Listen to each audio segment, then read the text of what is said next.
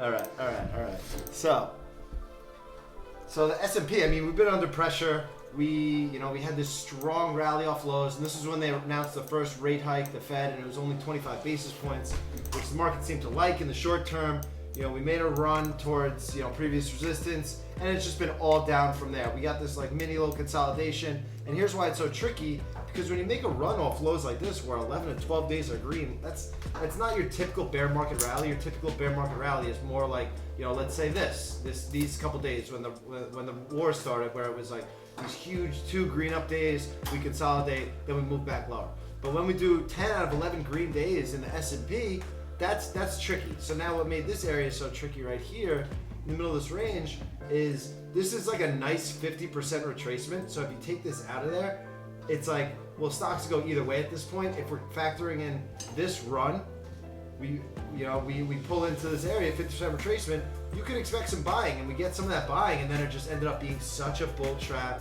And now with where the S&P is sitting and all the headwind risk we have ahead of us, this type of selling pressure, these 3 or 4 days, like if you look at yesterday's bounce, 2 days ago's bounce, that weak bounce that was just completely negated yesterday.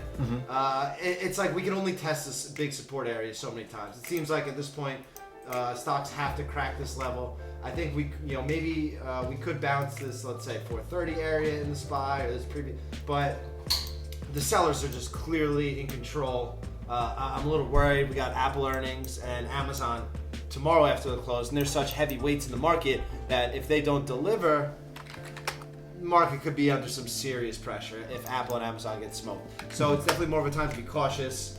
I'm still mapping out all the earnings names that I like. We'll talk about that later. But it's definitely more of a risk-off time because it's just a very, very bearish outlook right now. There's no way to put it. It's we bounced off this support area in the beginning of March or mid-March, whenever that was, and that was a nice rally. But then it just created this massive right shoulder, and now this pattern looks like it's got to come to fruition very soon. So I actually at this point I want to see the support break down to the 400, maybe even 390 level, and see what comes of it in the SPY. But in the short term, it's not looking like there's too many risk on long trades that'll be happening.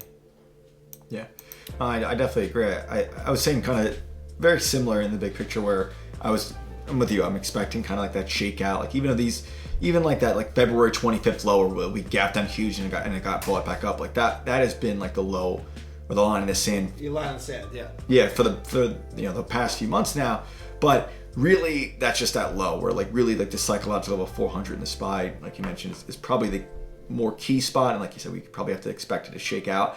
And just going across every sector, even like a week or two ago, we had you had energy, you had utilities, you had staples, you had a lot of these names that were near highs, and all of those are just completely reversed, those moves. We had, materials testing new all-time highs, less than a week ago.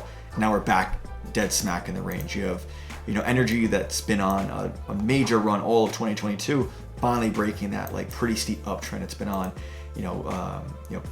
Consumer staples to all-time highs. It's back, kind of rolling back over its prior breakout.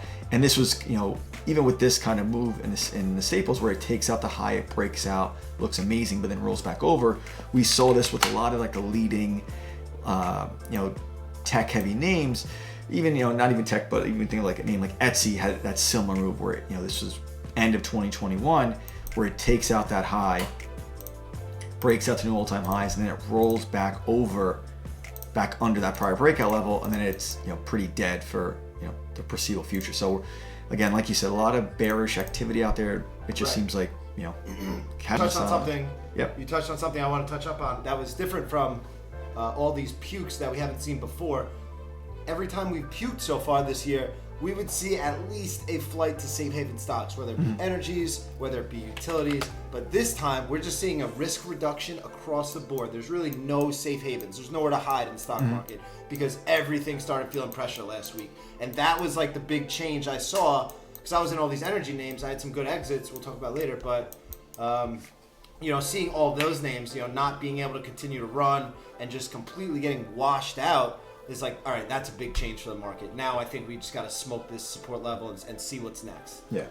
And even like you mentioned with utilities, I have the chart. I'm not sure if you can't see it, but I have it kind of mapped out where, from March until April, we had this very easy move, 10, 15% run up off its recent low. That's like the easy move. We saw this little flag at highs. We kind of mapped out like that little pivot under 164, where if you were in utilities, underneath that area is probably the spot to start taking some profits if you're in them.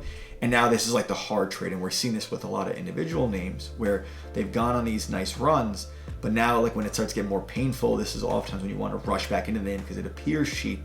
This is often when it's going to get cheaper, and you need to give it 2 to 3 weeks to a month to really kind of flush itself out, than trying to rush in too early, and then you get mentally exhausted trying to fight with these names when it's just not the time to do so.